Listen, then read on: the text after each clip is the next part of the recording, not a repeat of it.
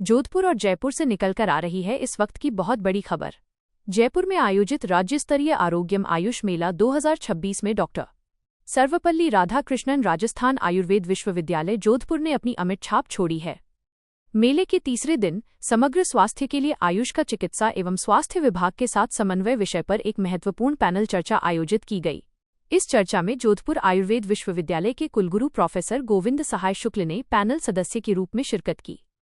आयुष विभाग के प्रमुख शासन सचिव श्री सुबीर कुमार और अन्य गणमान्य IAS अधिकारियों की मौजूदगी में कुलगुरु प्रो शुक्ल ने आयुर्वेद, योग और होम्योपैथी के वैज्ञानिक और व्यावहारिक तालमेल पर विशेष बल दिया। विश्वविद्यालय की स्टॉल बनी आकर्षण का केंद्र। पैनल चर्चा के बाद कुलगुरु ने विश्वविद्यालय द्वारा लगाई गई प्रदर्शनी का अवलोकन किया।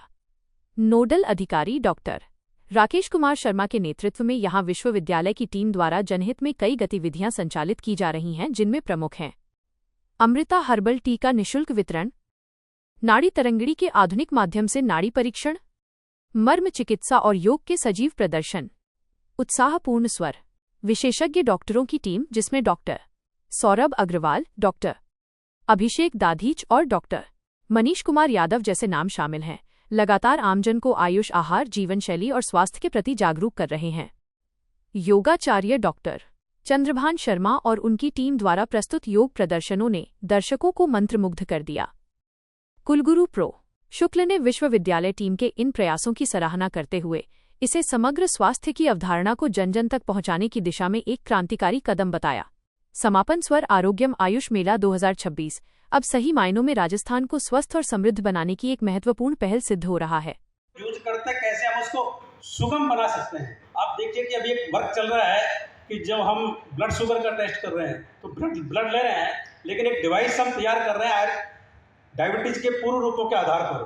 दोरबल्लम, दोरगंधम एक विशेष प्रकार की स्मेल दी है, तो IIT जोधपुर ऐसे रोगियों को लेकर के, उसकी स्मेल को लेकर के वो उसके मुंह में उस डिवाइस को देंगे और वहाँ से उसके ब्लड शुगर की जांच होगी।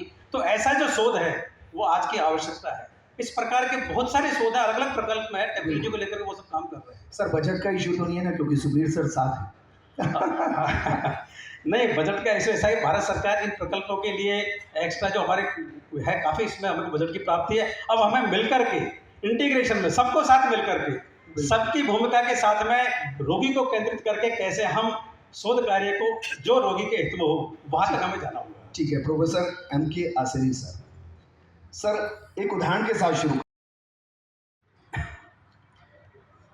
जैसा कि अभी आयुर्वेद के विषय में बताया कि टाइम टेस्टेड साइंस है, बड़े लंबे अंतराल से चला हुआ विज्ञान है। इस देश का स्वास्थ्य को लेकर के, और कैसा स्वास्थ्य, 100 वर्ष तक स्वस्थ रखने वाला स्वास्थ्य, ऐसा जो विज्ञान है हमारे देश के ऋषियों की साइंटिफिक अप्रोच है और इसके अंदर निरंतर एक शोध का कार्य चला है। जब आयुर्वेद की हम टीचिंग मेथोडोलॉजी को देखते हैं तो वहाँ पर स्टडी के साथ में वहाँ पर परतंत्रावलोकनम भी है। परतंत्रावलोकनम का मतलब इंटरडिसिप्लिनरी वर्क। हमको दूसरी साइंस को लेकर के काम करना ही होगा और करना चाहिए, ऐसा निर्देश प्रारंभ से है। अभी जैसे आपने विश्वविद्यालयों की बात की तो पूरे देश भर के अंदर मैं समझता हूँ 6 विश्वविद्यालय अभी एग्जिस्टिंग में हैं और 6 विश्वविद्यालयों में जोधपुर विश्वविद्यालय और श्री विश्वविद्यालय हमारी आयुष की काम कर रहे हैं। निश्चित रूप से शिक्षा का जो बात है, अभी मैं कह रहा हूँ कि मैं जितना बोलने वाला था सारा आयुर्वेद का 50% विषय पवन जी बोल गए और उन्होंने कहीं से कोई शिक्षा नहीं ली थी, लेकिन ये आयुर्वेदिक की शिक्षा हमारे जनमानस में व्याप्त है। अभी सिद्धांतों की जो बात की गुरुजी ने, बात की सिद्धांतों की कि 100 साल तक जीना, तो ये आयुर्वेद का बड़ा अकाट्य सिद्धांत है। आचार्य चरक में लिखा ना साहब कि 60 सहस्राणी रात्रिणाम हित भोजना।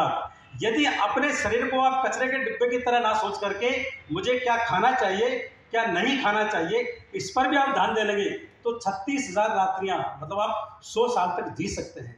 यह आयुर्वेद की ब्यूटी है। आज ऐसा हम बाहर चाहते हैं वो है महाविद्यालयों में संकलित है, विश्वविद्यालय एफिलिएटेड कॉलेजेस के माध्यम से कैसा हम प्रोडक्ट देना चाहते हैं।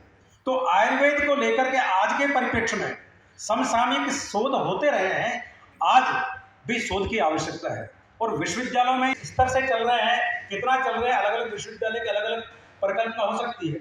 लेकिन आप ये देखिए कि पिछले वर्षों में आयुष मंत्रालय की पहल से देश भर के 9 शीर्षस्थ केंद्रों IITs हैं, medical all India medical sciences के हैं, एम्स हैं, एम्स दिल्ली के अंदर, एम्स जोधपुर के अंदर, एम्स भोपाल के अंदर, एम्स ऋषिकेश के अंदर।